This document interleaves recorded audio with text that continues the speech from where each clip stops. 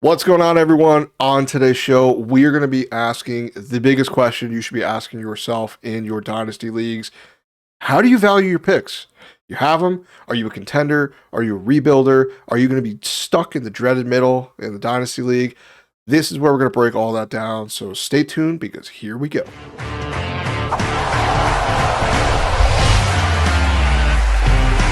Welcome to the Heroes of Fantasy Football Podcast.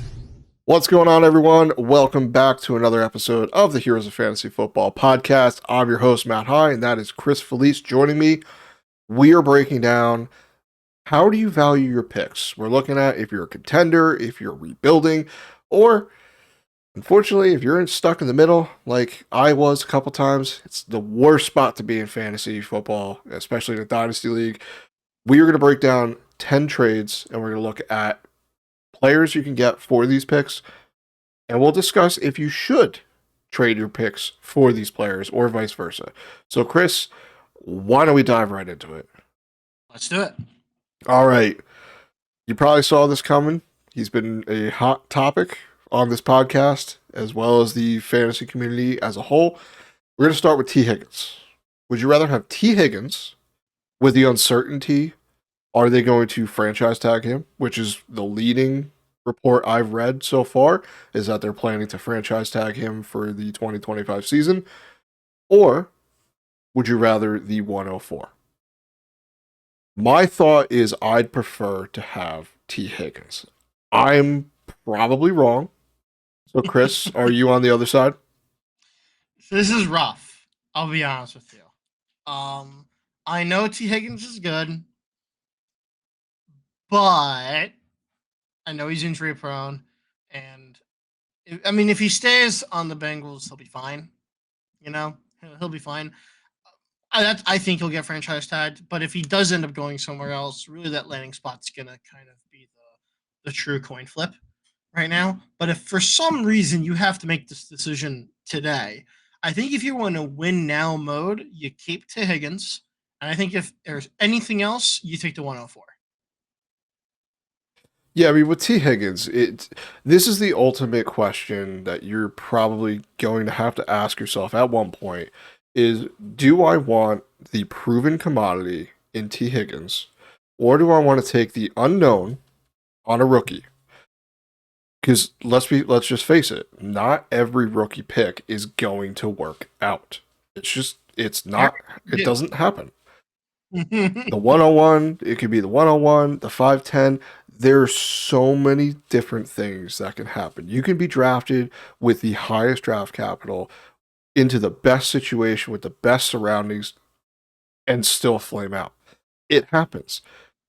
This is just looking at, I need this guy to help either bolster my roster and get depth, or I need a difference maker. And to me, T. Higgins on the Bengals is an absolute difference maker for fantasy football and has been for basically his whole career. Injuries, yes. Everybody deals with injuries. Maybe not so much. Maybe not as much as him, but they still deal with them. So, what were we going to say, Chris? I was going to say, yeah, kind of jumping off that point with the, rookie picks working out. I had actually gone back. I've said it a couple times, I'm pretty sure. I've gone back to our league that we do, our 10-team Superflex Dynasty League. Past couple years of rookie picks, and really only about, like, on average, 4.8. When you do the math, work out. We'll round it up to 5, in the first round, is what I'm saying. I think very, very rarely do you have, I don't think it's ever happened in our league where every single player in the first round has actually ended up being a thing. I would argue it's not, I don't believe it's also happened where 8 of the players ended up being a thing. I think the highest number was 7. And I say be a thing is like you could start them on a roster, not even like live up to potential, just start them on a roster somewhere. So you have to look at that even more. If you go, oh hey, live up to first round draft pick, kind of expectations, that number is infinitely lower. You're going from like 4.8, I'd be guessing around 3.7 if I had to guess. And I'd be willing to round down on that, which means you only got about 3 players per year getting there, which is why I think, like I had said, when now T. Higgins is kind of the thought process. Anything else, though, because of the uncertainty and everything, the 104 might be the way to go. Unless if you can maybe swindle away in a different, package deal, I can maybe understand you taking the risk on a 104. Because 9 times out of 10, your rebuild year is actually years. But yeah. Yeah, I agree. Moving on here, next player I want to talk about is someone near and dear to your heart, so I'll let you go first. But Isaiah Pacheco, or the 205. Now, let's preface this with this is a very good running back class. We started breaking down the film, and there's multiple of these running backs that all of us really, really like. So, if a team needs a running back, this is the year they're going to get them. So Isaiah Pacheco, a former 7th-round pick, yes, he went to the Chiefs last year. Kind of was a pretty down year with the injury. So Chris, are you still riding high with Isaiah Pacheco, or are you looking to bail out and take a chance at one of these big name rookie running backs? I am riding high with Pacheco. So here's my synopsis on Pacheco. We're running the 3 scenarios that you presented to us, which is throwing, some in the middle, and a win now league. In a win now league, I would probably keep him and make that attempt because I don't think the 205 is going to get you that win, in my opinion. You're not going to get close to it. Okay, like the rookie might be good later in the line, but he's not going to be like the guy for you. Both in a middle of the road and also a throwing position, right? Or like a down year, you're trying to rebuild. There you go, rebuild. Uh, Pacheco is one of those players where you should hold on to him. I have confidence he'll do well in the season. And somewhere in the middle, you're going to be targeting players who are either on the winning track, not the best team. You never want to trade to the best team because their picks are going to be trash. You're going to target competitive teams, and you're going to trade them Isaiah Pacheco if that's what you're looking to do. If you're looking to offload at that point, how you target them matters. And you pay attention to injuries that happen on their team, how they do competitively, if their players are working out or not. That's what I do. It's worked out pretty well for me, for the most part, at least so far. So that'd be my recommendation on how to handle Isaiah Pacheco. But if you're in a win now situation, I think you can put your faith in Pacheco to kind of push you through. See, I'm on the opposite side. I'm looking to get out. Looking at what happened with the Chiefs this year. They get made to the Super Bowl where they lost to the Philadelphia Eagles. It wasn't a great year for Pacheco. I know a lot of that, like probably 90% of that, is that injury. And he came back and it just hampered him. A lot of it, though, is looking at the history of the running back position and what the draft value means. Now, being a 7th-round pick, usually that means you're done. We've seen guys. They either go super late or they go undrafted. They have like a year, maybe 2, and then they're gone. Philip Lindsay was one of those guys. He was awesome for fantasy until they said, yep, get out. We don't need you. That is what I fear with Isaiah Pacheco. The Chiefs' offense is going to go through changes. We're still waiting to hear on Travis Kelce. We don't know the rest of the wide receiver room. What is the health of Rashee Rice? There are a lot of things that are going to go on. What kind of takes me off of Pacheco is looking what happened in the playoffs. If he was ready to go, if they said you're healthy enough to play, and we want to save you for the playoffs, that's why he came back quick, but they still made him part of the game plan. He was not efficient, and they phased him out of the game. What do you have? 7 rushing yards in the Super Bowl? That's not going to get it done. A team that is looking at that, if they gave him the go-ahead that he was all clear to play, and that is what he did. Now, I know injuries typically take a while to get back from, to get back to full form, but someone with his run style, I don't know if he's going to have it again. And I I and think this I team is going to move on from him. Speaking of being a little bit stinky, let us check out Dr. Squatch. Fellas, let's talk about game day rituals. You set your lineups, you get your go-to snacks, and you find a spot on the couch right in front of the big screen. But if you smell worse than a locker room after overtime, you're already taking the L. That's why we're teaming up with Dr. Squatch to keep you smelling like a first-round pick. Dr. Squatch's all-natural soaps will help you feel fresher than a rookie with 4.3 speed.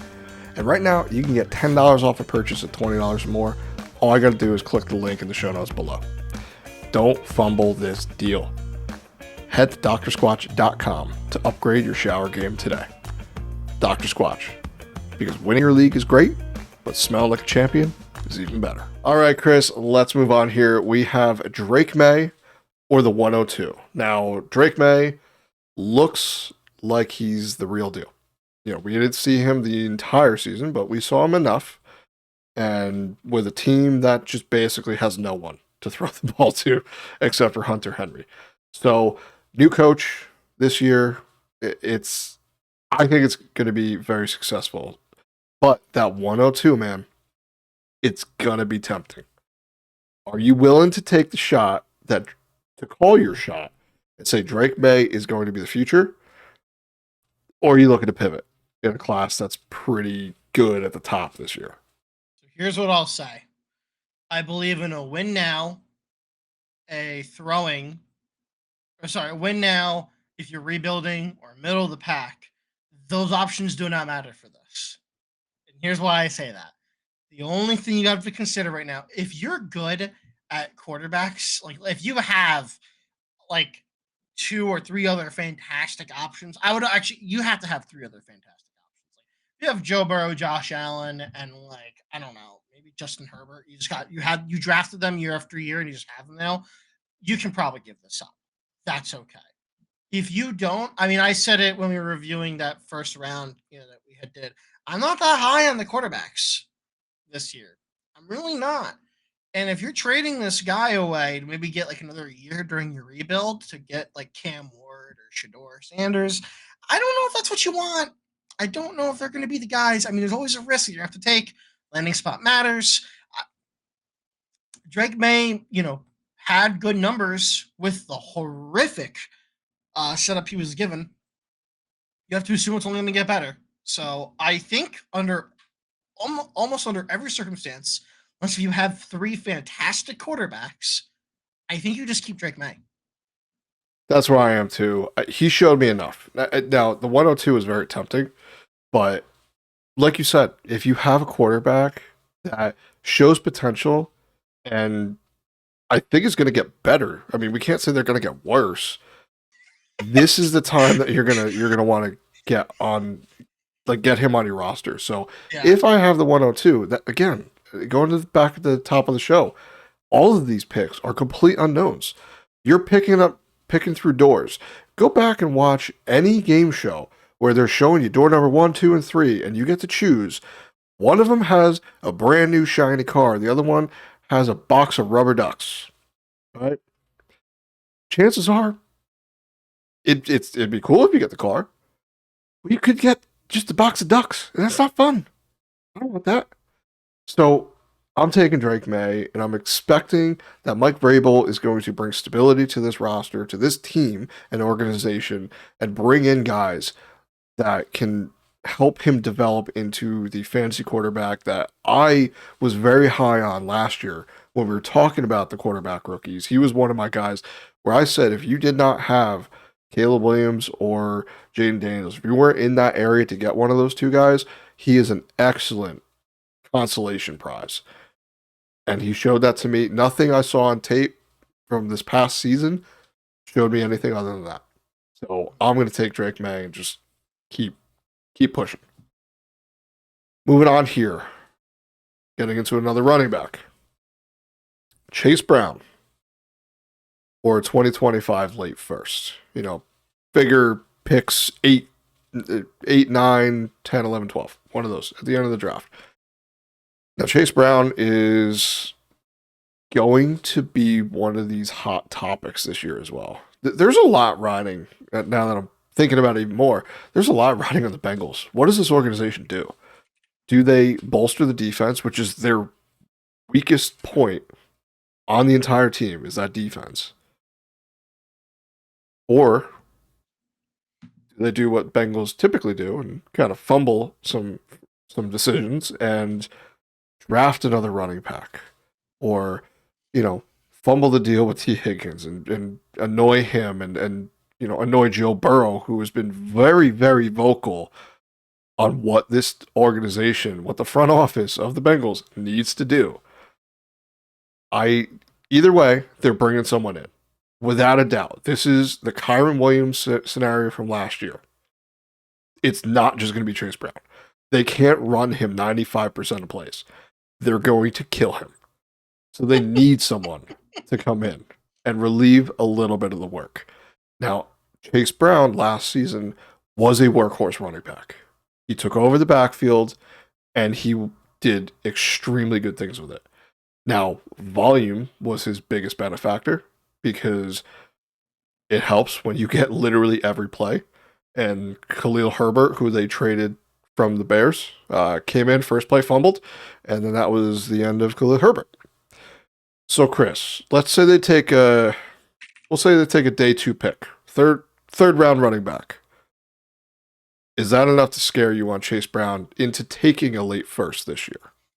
Or are you just riding with the proven commodity and hoping that because they have holes elsewhere, they're not going to fill the need a backup running back with a guy of, larger draft capital? Like, look at a guy like Zach Moss they brought in last year, which I think he's still under contract if I remember correctly.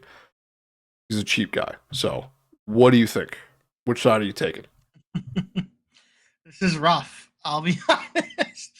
We ask the tough questions here on the fantasy. This one is difficult because, he did really good work this past season. He finishes the RB12 overall, and he didn't necessarily have the biggest start in the world. The first 5 games, he wasn't over 50% snap share, and he was still putting up good numbers.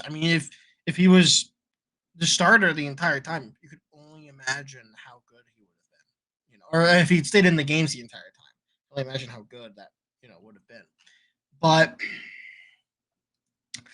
I'll be honest, I don't know if drafting a second or third round running back is going to scare me, because in my head, right, I know this might be a little controversial, but diversing workloads between players is a good thing for fantasy managers, right? Yes, you might lose a little bit on the top end of your points, maybe, but the longevity of that player is going to increase substantially. Okay, you're also going to finally be able to have a more accurate kind of depiction of what you're getting in, day out. So yeah, I think I like Chase Brown. I think I'm gonna say I'm gonna keep Chase Brown over a late first. I think I'm almost under every circumstance. I'm keeping Chase Brown. Okay. I think I'm in the same boat. All right, next one here. We got a second round pick to trade away for Courtland Sutton. So this is a 2025 mid-second. Courtland Sutton is the number 1 target in Denver, and we saw good things from Bo Nix this year.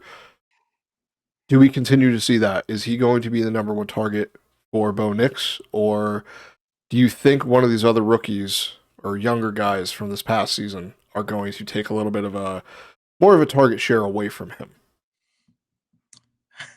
I think they've made that attempt to do that, and it didn't work. Courtland Sutton finished as the wide receiver 13 for a reason. I think they really tried to put someone else in his shoes, and it did not happen. So I'm a little hesitant to give him up for a second round pick, knowing that he will probably be very efficient this season. I think if you are in a rebuild scenario and your rebuild is like 2 or 3 years out from being complete or something like crazy like that, yeah, maybe, but that's about it. Yeah, so to me, this presents a good value. Now, all of these trades that we're running down right now, we were looking on Keep Trade Cut. It's a fantasy football dynasty database that is kind of more crowd based. So it looks at how other dynasty managers view these people, these players. So right now they have them equal, and I think I'd be willing to take that shot to catch lightning in the bottle again. Because Courtland Sutton is a good wide receiver. He's a good NFL wide receiver. It hasn't always been the best fantasy wide receiver, but it's still something. And if I'm in this position where I'm looking to get a better upgrade or a better flex play or wide receiver 2, I think this would be a good shot to take because it's only a second. The hit rates of those are even worse than first round, obviously. So it's a shot I'm willing to take, and I think I'll do this 9 times out of 10. Is throw a second away for nothing. Probably not the best person to talk about that because I have 0 picks anyway. Because I send them away like they're infected, but I've also been in the final, 3 times, and in the playoffs like 4 or 5 times out of 6 years. So I'll take my odds with that. Moving on here, got a tight end for you. It's not the flashiest trade, but another one where I would do because I think the value is there. Would you rather have a 2025 early 3rd round pick or Evan Engram on the Jacksonville Jaguars? I think this is the first one. I'm going to side with the pick. Really? Only for a 3rd? I mean, I would want more, right? Like, I think I could get more than a 3rd for him, I think. But, like, if I had no other option, I guess, I mean, this is gonna be really dumb, but what was his? Hold on, let me figure out where this person finished before I said anything. Well, he also dealt with injuries and stuff last year. Last year was He kind did. of a weird season for the Jaguars, but I mean, even then, even when he was on the field, he wasn't doing like anything crazy. Me personally, right? I had the tight end 4 in the league, and I picked him up of waivers. His name is Jonnu Smith. yeah, So it's wild. this is like this. I mean, I'll be honest with you. I feel like there is there's a conversation to be had of like you can play the matchup with tight end because that's how little that position matters. And I would love to get more than a 3rd, right? So in my head, I'm hoping to do that, right? But this is like the first time I'm like the closest to saying under any circumstance, just get the pick. I don't. It's not that I dislike Evan Engram. I just dislike the Jaguars. Yeah, that's about it. So I guess I'll say that I'll take the 3rd, even though I would want more than that. Yeah, I'm gonna disagree with you. I'm gonna take Evan Engram because tight end sucks and 3rd round picks usually don't work out. So I'll take the player who is probably the number 2 target on this offense and Wow. new coach. I think I'll take Engram. Now this next one is basically just to test how much fatigue you have and how freaked out you are by this player. So I'm gonna go with the pick side. So this one is the first one with a pick and a player. So I'm gonna give those first. Would you give up a 2025 early 2nd? Let's say the 201, okay? Sure. And Jordan Addison to get Marvin Harrison Jr. Which side would you be on? I am not giving up Marvin Harrison Jr. That would be the correct pick. So let's no break one it down. freak out. Go ahead. Yeah, go ahead. No one freak out. All right, Marvin Harrison Jr. still had a good rookie year. It was still good for a rookie. He didn't have as good a season as we expected him to, but that's all because we are also spoiled and we think that every good rookie is going to be Jamar Chase or Justin Jefferson or one of these absolute studs that just light the league on fire. That don't happen often, okay? So when it does, it is glorious, but don't project that onto every single rookie, okay? So part of that is on all of us. We all messed up. Okay. We all expected him to be the wide receiver one in fantasy and just be the next coming of Jamar Chase and all that. Didn't happen. But that's okay. He still had a good year. 10 touchdowns. Nothing to scoff at. All right, Chris. Now you can go. I mean, I just kind of gonna reiterate what you said. I feel the same way. Don't overreact. This guy was probably your 101, right? And it's just not enough to give up. You know, you're forced to kind of take this ride. So I don't. For reference, I think he'll be fine. I think he'll be just fine. Same here. Don't panic. If you can get him for this, I'm a little nervous about Jordan Addison moving forward because the Vikings, who's going to be the quarterback, there's a lot of changes going on there. Now, if Matthew Stafford somehow becomes available, then maybe Jordan Addison should be pretty good. Maybe then I'd rather have the Sut because that could be interesting. But speaking of the Rams, we're going to look at Puka Nacua, who is a podcast favorite for some of us. 4 of us like him, and one bane of existence for another. But that's yes, yeah. We won't mention him. You know who he is, and if you don't, just go back and watch last year's shows, and you'll find out who. Or take a guess in the comment, because that'll be fun.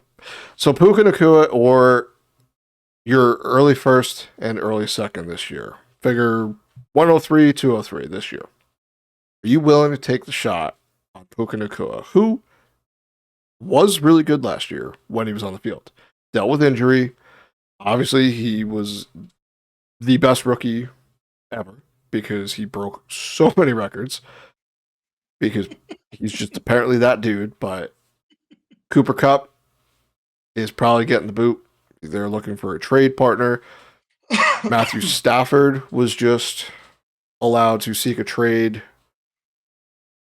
I don't know what's going on with the Rams. So, are you willing to take 2 early picks in this year's draft if the Puka Nacua manager is willing to take? I mean, that's not even a discount, in my opinion, either. So, are you willing to pay up for Puka Nacua with all the surrounding situations of uncertainty at quarterback and his backup wide receiver and the coach and everything going on with the Rams right now? Yes. What do you think? Yeah. So I under every day of the week, no matter what side of the trade I am on, I'm keeping Puka Nacua, or I'm getting Puka Nacua. My reasoning for this is I'm putting Puka Nacua is very much closely getting to the point where he's getting. I'm not saying he's as good as Jamar Chase or Justin Jefferson or any guys like that. That's not what I'm saying. But what I am going to say is that he's getting to that point where he is so good that whatever quarterback you put there, he will still produce you numbers. I'm very, very comfortable with that. So I think that given the uncertainty, if I were to offer this, I would offer this trade to somebody. Like I would give somebody the 103, 102, and then the early second, and then get Puka Nacua. I would do that. I would. Yeah, I think Puka is getting to close to that tier of Jamar Chase, Justin Jefferson, and all. Just because, I mean, when on the field, he is a true difference maker, 1 for fantasy, and 2 for the NFL. I mean, look at the games he played with Matthew Stafford and the Rams. They did better when he was on the field. He has that effect. So taking a shot like this, I think would be a good thing. And I'm willing to do it. This year, it would be really tough, though, because of how stacked this class is at the top and that running back. Like, you can basically get, let's say, you're the number 1 wide receiver in this class and a back and another strong running back in the second round. Like, that's what you can get for Puka Nacua. And a couple of years ago, after his rookie season, I said you should sell him because he probably isn't going to return the same value. And I was kind of right, but a lot of that was just injury. So I think he is the real deal. I don't expect him to take such a step back that we're nervous about him next year. I don't think Matthew Stafford leaves the Rams. I just don't see it happening. So unless he goes to the Vikings, which yeah, then they're a Super Bowl contender because they're that good. But I don't know. We'll have to kind of wait and see. But I'd be willing to take the shot and to acquire Puka Nacua for those picks. Want to bring this guy up here because he was a late round running back that I didn't really like in the beginning when I was looking at film. He didn't really excite me, but by the end of the year, he was an absolute league winner, and if you had him on your roster, you were in a really good spot. You picked him up off of waivers. He was one of these guys where the opportunity just kept coming in, and he just kept knocking it out of the park. Did deal with a little injury, but as is the position, I'm talking about Bucky Irving. Took over the role as the number one running back for the Bucks ahead of Rachaad White. Are you taking him or are you taking the shot at the 105? Which in a super flex draft, you're looking at maybe the second quarterback, probably the second to third running back or wide receiver. Any of those guys, would you rather have any of those guys over what Bucky did this year? Is it sustainable? Let's start there. Oh, you mean is Bucky sustainable? His output? Is his output a sustainable thing? Because he got a lot of work and a lot of really big rip-off runs where, chunk gains. Is that going to happen? They lost their offensive coordinator. He's now the head coach of the Jaguars. The new offense, no OC. How do you value him? It is a little difficult, I will say, trying to get a grasp on his value. I think that he will. So he ranked 14th overall. I'm looking at his snap percentage. I will say that he definitely has the capacity to once again meet that expectation. Right. I mean, I'm looking at like how many attempts he had, the amount he was in the game, and it wasn't a lot at the beginning of the season. Right. He was doing really good work with very limited field time, which is impressive. And that was consistent. I mean, let's see, between week 1 and then all the way through 11, which is the bye week, he was on the field. He had for more than 50% of the time once, right? And then after that, he was pretty much a mainstay except for one game. He might have gotten injured that game, week Yeah, 14. he did deal with an injury later in the year. Yeah, but that was like a singular week. That was Mhm. it. He was gone for one game, and he started it. But yeah, my point I'm trying to make here is I think he can produce those same numbers, which is why I'm going to say no, because once again, I don't like it. I think under almost every scenario, I'm okay with passing on the 105. I feel like we had mentioned before, strong running back class. This is a strong running back. He is a young running back. If you are rebuilding, if you are middle of the road, if you are in a win now scenario, I don't know if you want to take the risk on the 105 when you have an opportunity to get a literally sophomore year running back. So yeah. See, I'm on the other side actually. I would be willing to sell him for the 105. I'm willing to take that shot that he has more negative regression this season than doing more of the same. The new offensive coordinator coming in, there's going to be a change, and Rachaad White is still there. I know he's not the best running back, but he's also very good at catching the ball, and I know that's one of Bucky's what he did a lot in college as well. But that's Rachaad White's role in this offense, and I think that's going to stay the same no matter who the OC is. Baker seems to like using him in the passing game as well. This is going to be one of those teams where it's going to be all in this year and then probably dissolve. Maybe at the end of the season. Mike Evans is 1 year older. Is Chris Godwin coming back? Is Jalen McMillian's going to do a lot? Like, I think this team is going to change slightly, and it's going to be enough that Bucky Irving's not going to be able to do what he did this past season because he did deal with injuries, and I think Rachaad White is going to be one of the more valuable running backs, in the later rounds this season because of that fact. Good we're projecting, I would assume, a good offense again, led by Baker Mayfield with a lot of pass catching opportunities. So I'd be willing to take the shot that the 105 ends up producing at a higher value than what Bucky Irving did at the end of the year. I may be crazy, but I like being crazy. It's fun. Sure. All right, I got another one here. DJ Moore or 2025 late first. Ben Johnson is now the head coach of the Bears, and everyone is super, super excited for what the Bears are going to be because they're obviously just going to be the next Lions, right? Isn't that what we're expecting? That's what everyone's been saying. Ben Johnson is going to turn the Bears into the Lions. Sounds like some crazy science experiment, but let's try it. Obviously, I think you're on the DJ Moore side, right? So here's what I'm going to say. Right? I know it's going to kind of shock you a little bit. I think if you are a middle of the road team, or if you are a rebuilding team, you might want to consider taking this pick. Here's the reason why. It has nothing to do with DJ Moore at all. I think DJ Moore is a completely fine player. I think there's nothing wrong with him. I think there's an issue with obviously the rest of that offense, quarterback specific. Right now, I'm really hopeful for the Ben Johnson effect.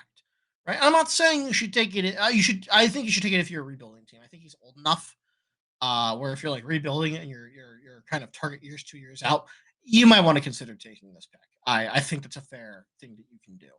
But I think if you're a middle of the road team, or especially if you're a win now team, I think you should be keeping DJ Moore and kind of riding this through. I mean, last year was disappointing, but he still finished as the wide receiver 16. So it's not all doom and gloom. You could definitely tell the struggles were from the quarterback end, not him. So there's a huge difference on that, right? If it was like, oh, he was, just not producing, he wasn't getting a lot of yards after catch, he was dropping a lot of stuff, but he was doing his job when he was able to get the ball. So I'm okay with riding this if I am on the win now sort of category. Yeah, I'm kind of in the same boat here. Part of it was a joke that they're going to become the Bears are going to be the new Lions. I do think that's what Ben Johnson is going to try to do. He's going to try to take things that were very successful with the Lions and bring those over to Chicago. I just don't know if he has the personnel to do that. Rome Odunze is pretty good, I think. Kind of left a lot to be desired last season. He wasn't really utilized as much. So was a lot of the offense. Well, yeah. I mean, a lot of that, again, we've been harping on it. The offensive line was hot garbage. That was passed through a blender and then heated up again. So I think this is a team that is going to surprise people and try to go after a running back because I don't think DeAndre Swift is going to be the guy for them this year. He lost a lot of red zone work, goal line especially, even though I think he looked like the better running back, the more explosive running back. I don't know if he's going to fit in this offense.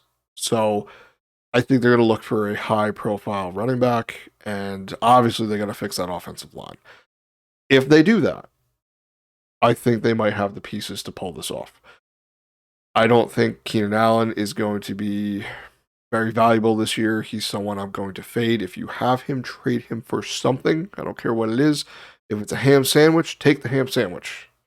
Because he's an older wide receiver, and he was awesome at points last season. He had a couple big 2-touchdown games.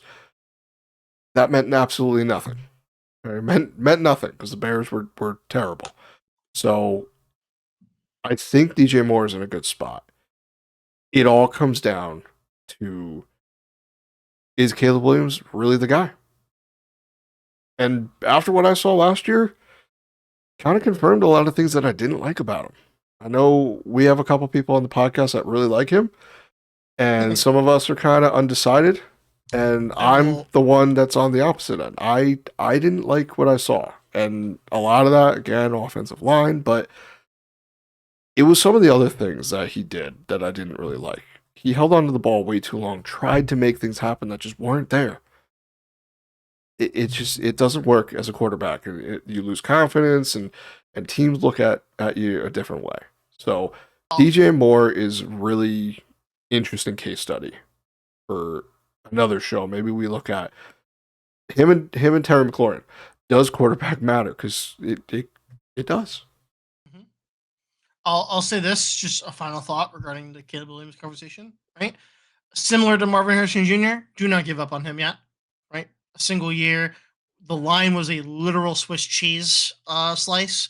So let's, give it time. It's hard to judge it at the current moment. So yes, there were problems, but the main problem was the line. Okay. We're not going It's to. way too early to give up on these guys. So just for a PSA, temper expectations. Yeah. Don't go out and trade some of these players just because, like we said, they might not be the great. Because like you got to look at your team, look at your league. That's how you decide. Is this a guy I should be trading? Is like, what can I get for him? Dynasty is awesome because it's all about capitalizing on the market when one of your guys is at the highest and you can get a lot for him. It's fun. Go back, look at your leagues, and look at some of these trades that were made last year, 2 years ago, and look at what they did for the team that was traded. We bring up a trade. I'm not going to bring it up again because we do it all the time. I'm going to give everyone homework. Go look at your league, compare the trades, see who won. Because sometimes they take a little bit. Sometimes they're immediate. A bad trade today is a championship tomorrow. I want to bring up one more player. I'm going to give you a little freebie here. Just because this guy burned so many people this year. It was the first overall pick in most of your redraft leagues and one of the highly traded for assets going into this past season. Christian McCaffrey. As of right now, Keep Trade Cut has him worth a 2025 late first round pick. Are you doing that? Are you willing to give up a first round pick for the chance that CMC basically says, forget the age, forget last season, I'm still the guy. Still on a good team, still have both my legs, they both work, I'm still the best running back in football. I'm not. I'm out.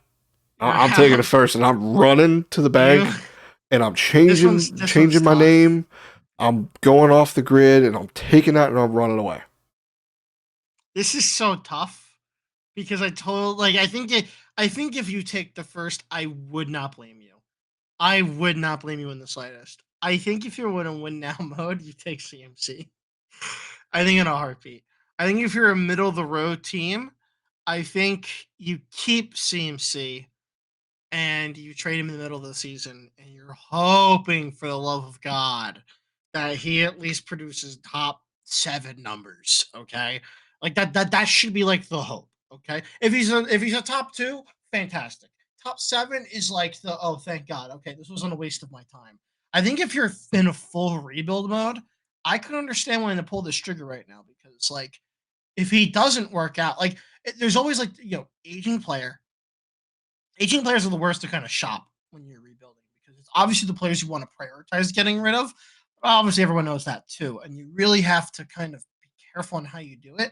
And sometimes you are going to have to, unfortunately, sell a little like lower in your expectations because the guy's just too old. He might be fantastic, but he's just too old. So, as tough as it is for me to say, I think if you're in a rebuild mode, you'll take the first. The win now mode, keep CMC, and I think if you're in a middle of the road team, keep CMC. Right, shop him early on in the season, and you're gonna hope he does well because I don't know if that 2025 first is going to push you into a position where you're in a rebuild like profitably, or if that doesn't move the needle in my opinion. That's how I look at it. Yeah, no, I'm still taking the pick no matter what. Like I said, I don't blame you. I'm taking the pick. I do not blame you. I don't got to worry about it. It's one less thing you got to worry about. Go watch, Captain America, the first Avenger movie. When he jumps on the grenade my God. I'm sorry. I don't want to be doing that. I'm gonna let here you go. I'm What gonna a run this way. what a what an I don't gotta worry about it. absolute shot in the dark here with the analogies. I'm last year was it for me. You can't trust him because you can't trust the Niners clearly because they could have disclosed this the whole season. They chose not to. Yeah. No, That's gonna come back to bite them, I'm sure. And I don't know what they put in the water in San Fran, man, but go get some bottled water because they're putting get something some in there, bottled and water. their players just drop like flies every year. The We see running this. backs were dropping like They're flies. running backs, they're wide receivers, they're tight ends, they're quarterbacks typically. Like it's been rough, man. Like we had Trey Lance, we had that opportunity, and he went down to injury. And we had Brock Purdy, we had Jimmy Garoppolo, we had all of these guys. They just get injured. So again, they got to fix something. But with CMC, last year was enough for me to say I'm done. I'm out. I ain't playing the age cliff game because I'm not jumping over the edge. And it comes for everybody. Look at Todd Gurley. Maybe he's not the best example. He's not the best example because he was young when he retired, but he also it came for him quick. Derrick Henry is probably still going to be playing when he's 80, just because it's Derrick Henry. But I mean, it comes for everybody, man. And when it comes, it's not just like a slow, gradual fall. It's just like, whoo, done. That's it, out of the league. So I'm going to take my chance. I'm going to take the parachute, and I'm gone. Fair enough. All right. So a little bit of a longer episode, but thank you for taking a ride on the train here with us. This is how we try to value our picks. I know some of us value differently, even, the other guys that aren't here today. We all have differences of opinions, and that helps make your dynasty roster a little bit better because you get to see other sides. Because not everyone's going to agree. You could think CMC is going to be amazing and it's going to be the number one pick again. And Matt will disagree with you. Yeah, and I think you're crazy and you should go sign yourself into a place and get checked, but you're allowed to think that. And I could be wrong. I said Anthony Richardson was going to be good at football, and you were pretty wrong. I had to shave my head today because I had so much egg and paint on my head. It just happens, man. But at the same time, just keep going because this is the time of year where picks are going to increase in value. You can get more for them the closer you get to your draft. The closer we get to knowing where these guys are going to be and who slots in at the 102, 103, 108, you get to know which guys you can capitalize on value and which guys you should sell because their value is either too high than what you're expecting their projections to be, or you think maybe this is a good guy I can get on the cheap because I like this one specific thing about this player. But again, we ain't going anywhere. I may be taking a little bit of time off because I'm having a kid. Kid number 2, so we're gonna be kind of doing the dad stuff again a little bit more. So but these guys got it. They're gonna hold down the fort while I'm taking a little bit of time, but I'll still be around. So as always, please like, share, and subscribe. We really appreciate it. We want to bring as much fantasy advice and knowledge to you guys and help you out with your dynasty rosters. We're going to get into more rookie stuff really, really soon.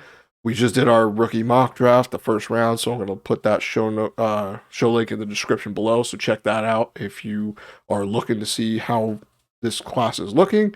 And we're going to dive into the rookie breakdowns and get into a little bit of free agency soon, because free agent frenzy is coming up, man. And a lot of these things are going to be decided based on where does T. Higgins go, which I'm excited to see.